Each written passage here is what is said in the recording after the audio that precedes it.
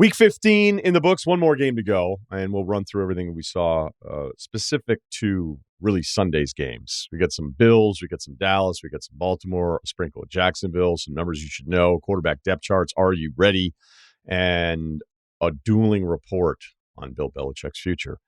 We start with the Bills at home against Dallas, blowing them out.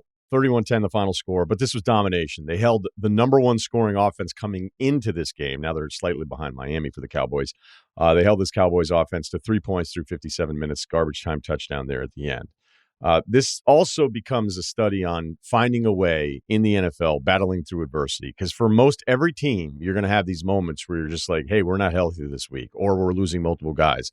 And we know that the Bills have lost defensive players that are really good. And then going into this game against Dallas, no A.J. Epinesa and Micah Hyde, both out of this one. And it also kind of starts a comparison conversation of like other teams that are struggling. Because when you look at the Jets have lost 6 of 7. They are 5-9 overall. They've got a Rodgers decision to make here because they have to activate him off the IR on Wednesday if they think he's going to come back. It seems like Rodgers wants to come back no matter what to prove that he did it, which I'm not going to criticize him for trying to defy the science of medicine here. But it doesn't really seem to make a ton of sense with this offensive line. And I think after the games, whether it's a Zach Wilson decision again and the O-line issues, you look at their situation, you go, okay, it makes a lot of sense they've fallen off despite this great defense, but is there something else that's happening with another team that is very similar and they're finding a way through it? And that example would be Cleveland.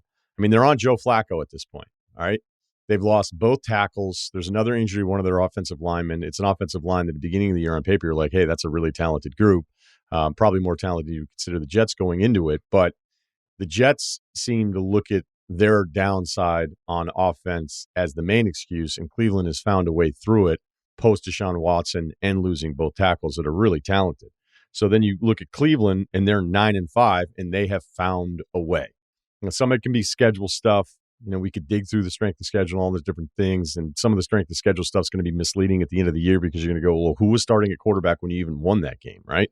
That is the NFL. But there's really no sympathy at certain points. I mean, there's sometimes the teams are so hurt. There's a couple of years with the Niners where I was like, well, just everybody's gone. It seems to happen to the Chargers every single year. But if you're looking at the Jets and going, hey, that kind of makes sense. But if you're a Jets fan, you're looking at Cleveland going, well, wait a minute. Why do we actually have to be this bad? Are you going to argue that Joe Flacco is that much better than Zach Wilson? Maybe you would do that. We both know that their defenses are terrific. And I think there's some defenses that when they realize they have really no chance with their offense. This happened with Denver for a few years where I'd look at their defense and the start of the year, you're like, that defense is nasty. I'm like, yep, but guess what? The defense is slipping, and it's probably not because the defense is all of a sudden worse, although statistically they are. It just means, hey, we have no chance with our offense. And maybe that's what's happening with the Jets, but not happening with Cleveland, despite a couple of games where they have given up some points. So if you look at Buffalo's defense without Hyde and Epinesa, the most impressive thing I thought, and yes, I know Zach Martin went out, was that it's a group that we know that they've put a lot of resources into in that front, and it feels like it's getting home now, and it's getting home at the right time. They limited Dak on deep throws. I looked at his throw chart today. I knew it was going to be bad based on what we're used to with Dak, because if they have gotten this thing rolling, again, the number one offense in scoring coming into that game yesterday, it's about deep shots. It's about CeeDee Lamb being a top 5 receiver, Ferguson at tight end. It's Dak stretching the field because that's probably when they're at their best. And he had only 2 attempts past 20 yards. Now, when you look at a lot of quarterback throw charts, the number of throws that are actually air throws beyond 20 yards, it's a lot less than maybe you would think over the course of a game. But there were only 2, I think, compared to like 6 the week previous for Dak. And we just know that that's what Dak wants to do. And they took that away from him. And on some of those big third downs, third and longs where they're losing and you feel like he's got to get a little bit more aggressive and take a shot. When he ended up throwing a pick, he probably could have had 2 more picks on that same series. There just wasn't time. There wasn't time for the play to even develop to get those guys down the field and get any kind of separation. So the Buffalo defense was incredible. Buffalo's offense, 28 first downs, 20 rushing first downs, the most I believe since 1996 for the Bills. The run-pass ratio in the score is 21-3. You can pick any part that you want to here. At one point, I wrote it down. 29 rushes to only 13 passes for Buffalo. Now, when we look at Dallas against the run, we know it's an issue, but is it a fatal flaw? Now, if you look at some of the straight stats, Dallas is 18th in opponents' yards per carry, not great. 19th in total rushing yards allowed per game, also not great. But if you look at some of the win rate stuff that ESPN has that they calculate a little bit later in the week, so we don't have the latest numbers, pass, block, run, uh, win rate, pass, rush win rate, all this different stuff. They have it by team. They have it by individual. Maybe it doesn't paint the clearest picture, but when you look at Dallas's stuff, and again, I'm not knocking the number there. I think there's just some teams where you're like, hey, they're really good here, but they're really bad here. Does that actually match what you're seeing in the eye test? But if you look at Dallas's run stop win rate going into this week, so it's going to be even worse after they calculate yesterday's game, it was 30th in the NFL. So starting to smell a little fatal. James Cook, 221 total yards, 2 touchdowns, a bit of, oh yeah, that guy.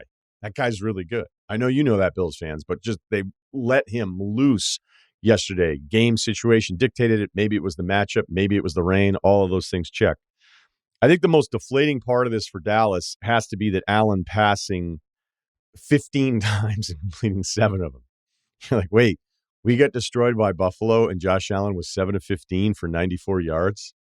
Well, it speaks to the rushing numbers that I just shared with you. It feels a bit like for Josh Allen, like J.J. McCarthy's game, Michigan quarterback against Penn State, where you look at the final numbers, he was still maybe flirting with, he wasn't going to win the Heisman, but you get the point.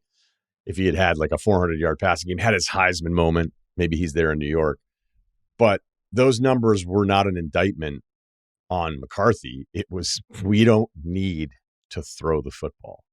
That's how not scared of you we are. And Dallas is certainly a scarier offense than Penn State's is. But you get the point. It wasn't that Allen was limited. They just didn't need to use him at all. So as we look at the Dallas home road splits, they're scoring 40 a game at home and 22 a game on the road. That is a massive, massive discrepancy. They're 7-0 at home. They're 3-4 now on the road. And in this game that we call the NFL, where we go, man, I really like that team. And then they give us a few weeks of not liking them. And we're like, I don't like them anymore. And then we like them again. It's like, yeah, I like them. But what if they do the stuff that reminded me why I didn't like them in the first place? Dallas is stuck in that. As bad as this was, at least for me, I look at Dallas as we are aware of what their high ceiling is. And you can give me the blowout against San Francisco, the blowout against Buffalo. The Philly loss I thought was a good one. The rematch obviously went in their favor. They were the much better team that day. I'm not writing them off if we're doing a circle of the teams that could win a Super Bowl. As bad as it was, I'm just not there yet with Dallas because I've seen a lot of good in there as well. So Buffalo's your 9 seed today. Dallas is back to the 5 seed in the NFC. And it's now coming down to, because everybody loves Buffalo again, we're looking at the remaining strength of schedule stuff. Instead of going through what the rankings would be, let's just talk about the reality, what the matchups would be. Miami versus Dallas at home. They're at Baltimore, which could be not just trying to hold off Buffalo, but it would be a game that maybe decides the 1 seed in the AFC. It feels like because of Miami's penchant for just not playing the best. Like, look, it's real. Okay. It's a real thing for Miami against the better teams. I don't know that anybody's going to pick the Dolphins in that game, especially knowing what Baltimore has done defensively. I'm going to spend some time on them as well. And then they close it out week 18 at home against the Bills. Could it be for the AFC division? Certainly, seeding, all these different things. But there's a lot of traffic in front of Buffalo still, but it's a lot of these teams are going to be playing each other, so they may take care of business if Buffalo continues to win. They're at the Chargers against Easton Stick. That doesn't feel like a loss. Home against New England, that doesn't feel like a loss. And then we'll see what happens at Miami to close out the regular season. So the Baltimore-Miami game that I've mentioned here very well could be not just holding off Buffalo, but as I said, for the 1 seed in the AFC, where the Ravens sit today, the only other 11-3 team, they in San Francisco. They win at Jacksonville last night, 23-7. Jacksonville legitimately left 12 points on the field in the first half.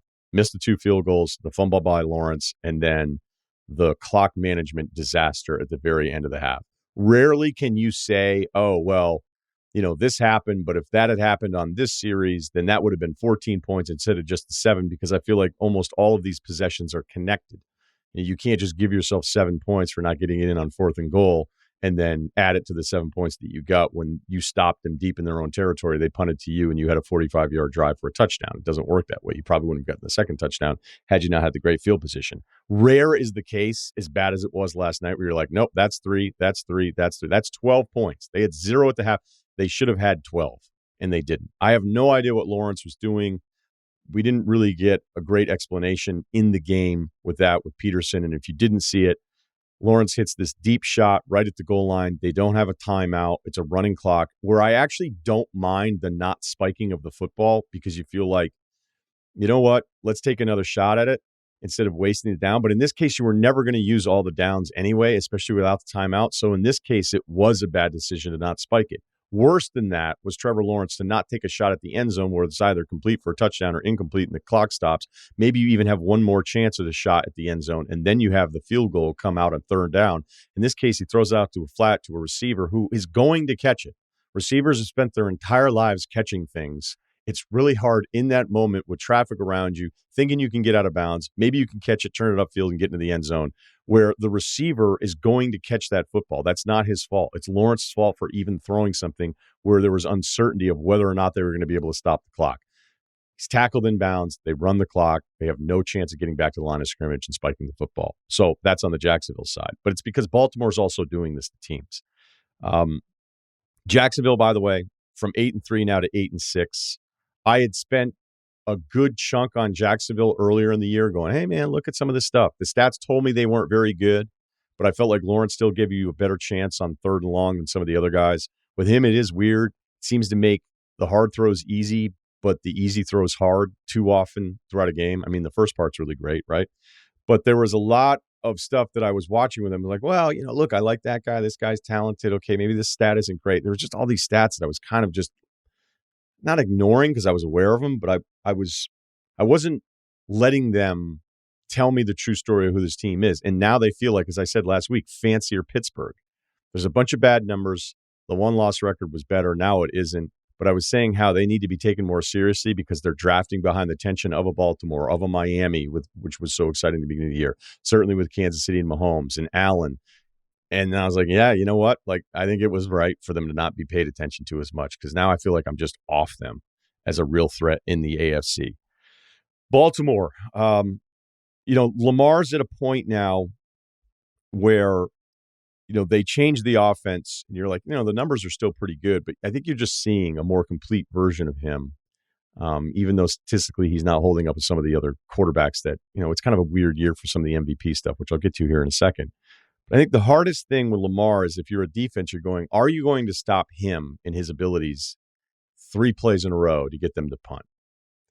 And other than like Mahomes, maybe Allen's in that category too. But when you watch Lamar, like even when you think, hey, maybe there's the bad play in there, which isn't that often because he's not turning the ball over a ton, but there'll be the sack, which, they're not terrible. I'll get to some of those numbers here. It's just like, yeah, but you're going to do it 3 straight times against him. Like on 2nd and 7, when you think you have everything covered and you do, and then he runs out. You think you have him for a sack and then you don't. Or he makes a ridiculous throw like he did to Lively where he gets hit and you can see the defensive lineman just exasperated. Like, I cannot believe you just completed that pass. Likely, by the way, not Lively. Thinking of the Pistons for a second. That feels like maybe the most daunting task defensively in football right now. I know he's not the best quarterback. I'm not saying that. But over the course of a game with Lamar, you're just like, oh, all right, well, they're slowing him down here a little bit. Nope. Think we have him. Nope, you don't. So the question then becomes, could Baltimore and Lamar do enough in the regular season where all of us as non-Ravens fans, would you be sitting there, again, taking out the people that are passionate about it, would you go, hey, they're going to win the AFC. Like, that's my team. I think they're going to win the AFC this year. Now, the Mahomes thing's always going to be an issue for me where I'm like, I don't know that I'm going to pick anybody against him. But if you're going to pick against Mahomes, and more specifically the Chiefs, it feels more right now after Week 15 than any other time. But Baltimore is kind of doing those things collectively that we should be paying attention to as, yeah, maybe they can, because look at some of the numbers. And I'm going to just beat you over the head with a bunch of Baltimore numbers right now. So if we look at them in yards per play offensively, Baltimore's 4th. Yards per game, they're 6th. Red zone touchdown percentage, they're 6th best in the NFL. So getting touchdowns, not field goals, in the red zone. Points per game, they're the fourth highest scoring offense in the league. Third down conversion rate, they're ninth. Pretty good number. Sacks per game allowed, 2.4. It's middle of the pack. With Lamar, you take it because there's probably an extra sack coming every week because he's going to keep plays alive in a way nobody else does in the league. Rushing yards per carry, they're second in the NFL, behind only Miami. Passing yards per completion, they're fifth. Yards per attempt, they're fourth, all on Lamar. Interception percentage, Lamar's throwing picks on 1.5% of his throws, fourth best in the NFL. You look at the pass rush and some of the win rate stuff that I've referenced before, it doesn't jump out of the page at you, except they're second in the league in sacks with this group. And I think a lot of it has to do with how they use their secondary. The other part that is probably the most important number that you're going to see from Baltimore is, I think they flashed it last night, but the opposing yards per attempt is the fourth lowest since 2006. So they're doing all the things that you would want and have a quarterback that I don't know if the trust is there in the way there is for other guys that have some kind of playoff resume. Because Lamar, we know the regular season numbers, 97 rating in the regular season, 68 in the playoffs. Touchdown interception ratio in the regular season is great. In the playoffs, it's 3-5. Completion percentage goes from 64 to 56%. The last Ravens playoff win with Lamar is almost 3 years ago, the next time they do it, and that was the Titans game where he wasn't even that good. The next touchdown pass that Lamar throws in the playoffs will be his first one in 4 years. So the NBA comp that I would think of is Embiid, because I think everybody likes Lamar, and I know people, for the most part, really like Embiid. And in the NBA, Embiid, and I've mentioned this before, he gets destroyed more than well, I would say that more often than not, an NBA star now with an MVP in his back pocket, if you're not winning in the playoffs, not getting out of the second round, we just start, like, those are the rules. We just start going, what's wrong with this guy? And Embiid, it felt like there's been a hesitation to do that.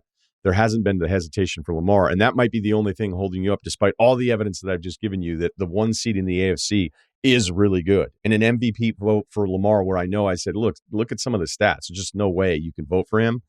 If you focus on the valuable part, which some voters do, and compare him to some of the other people, and look, he's eighth in EPA. Purdy's kind of running away in that category. I don't know if Purdy would get the vote if people look at the talent, look at Shanahan. But when you're watching these games and going, if you take this guy out and put this guy in, Lamar makes as much of an argument for that. And that's something I probably pushed back on a month ago. Numbers you should know. I can't wait to look at the depth charts for teams, looking at some of the quarterbacks this week, because we saw a glimpse of it on Saturday. And I mean, it just keeps happening. You're like, man, quarterbacks are going down. But are they going down this year in a way that is an outlier previous seasons? We are at 57 different starting quarterbacks through week 15. Like, when's the last time that happened? Last year, through week 15, 58 different quarterbacks. So, yep, I'm guilty of it. I was like, man, this is terrible. Let's look at the numbers. Oh, wait, it happened last year. If you go back to 2000, so 24 seasons, the number is usually in the 50s, not for the season, but through week 15. So 2010, 59 different starting quarterbacks, 2007, 60 different starting quarterbacks. So we're actually right where we should be. Maybe it was the Saturday slate. Like, what are we doing? The other number that is important, if you look at the division winners, let's see if you sense a trend here. Miami, Tua. Baltimore, Lamar. Jacksonville, Lawrence. Kansas City, Mahomes. You're like, wait, are you telling us who starts for the good teams? Because I think we know that. Thanks for the pod. Detroit, Goff. Tampa Bay, Baker. San Francisco, Purdy. Although there was a week where we thought maybe he wasn't going to start. And then Jalen Hurts, by the time you listen to us, you probably know what his status is for Monday Night Football. We don't know as of this morning. That's 8 division leaders with the same quarterback for every single week. Final thought here, the award of the dueling banjos of semantics. So Tom Curran, who's a friend, works in Boston, very plugged into the Patriots, said after the Germany game that there was a decision that had already been made, all right, on Belichick's future. And I even was like, maybe we should get him on, figure this all out, because it felt significant because Tom is really good. We've had him on the pod before. I'm biased. I really like the guy. And then there was like an Ian Rappaport correction on Curran's report, which I thought was interesting that Curran then responded to. And look, this is a big deal. This isn't a local story. This is a national story, the future of Bill Belichick. So Rappaport was basically semantic it by saying no firm decision had been made, uh, not a firm conclusion. But the part for Rappaport that's weird is that on October 22nd, when there was speculation about Belichick's future, because it looked like this season was going to be ugly, and it is, Rappaport reported that, quote, there was a lucrative multi-year new contract, continuing the quote in the tweet, that at least adds some context to discussions about the greatest coach in NFL history. I was like, man, that's a really nice way to talk about Bill. So most of us were like, okay, that feels like there was a strategic leak on Belichick's status. But then we found out that this lucrative multi-year extension, as it was phrased in October, was a contract that was agreed upon that takes him through 2024.